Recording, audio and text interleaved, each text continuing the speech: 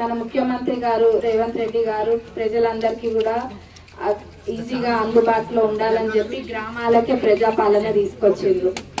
కాంగ్రెస్ ప్రభుత్వం ప్రజలకి మాట ఇచ్చింది కాబట్టి పరిస్థితి ఎట్లున్నా గానీ మాట ఇచ్చినాం, మనం ఆ గ్యారెంటీలు అన్ని కూడా అమలు పరవాలని చెప్పి ఈ రోజు ప్రజాపాలన ఏర్పాటు చేసిండ్రు.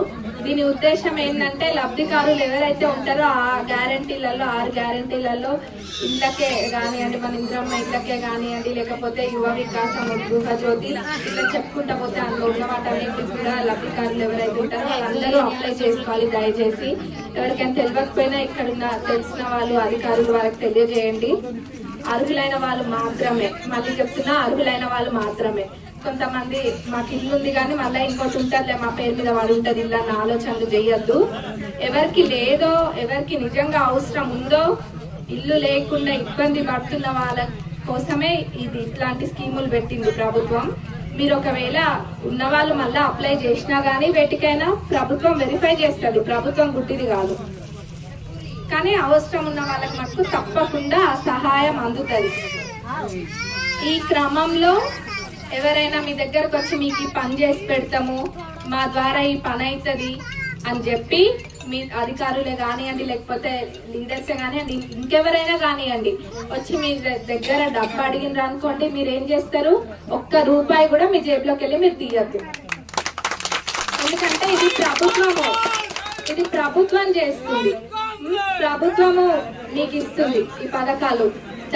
దానికి మీరు లబ్ధి పొందుతారు. ప్రజల కోసం చేస్తుంది, మధ్యలో ఎవరు లేరు, ప్రజలు ప్రభుత్వం ఉంది అంతే. ఎక్కడ ఎవరు రూపాయి అడిగినా నా దగ్గరికి రండి నేరుగా.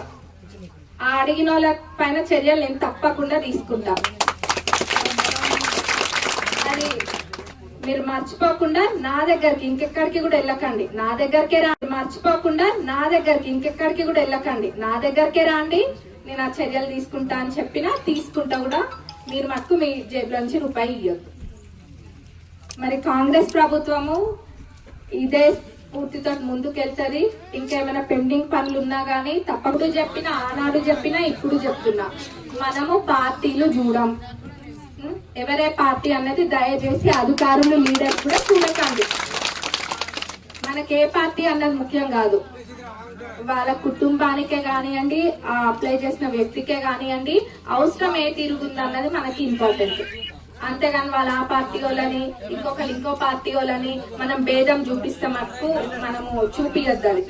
అట్లా ఎవరైనా చేసినా గానీ అది కూడా నా దృష్టికి తీసుకురావాల్సిన బాధ్యత ఇక్కడున్న అందరి మీద ఉంది. కాబట్టి అందరూ కూడా ఇది దృష్టిలో పెట్టుకోండి. డబ్బులు తీసుకోవద్దు, పార్టీలు చూడొద్దు, అర్హులైన వాళ్ళని మటుకు చూడాలి. ఇవన్నీ కూడా వెరిఫై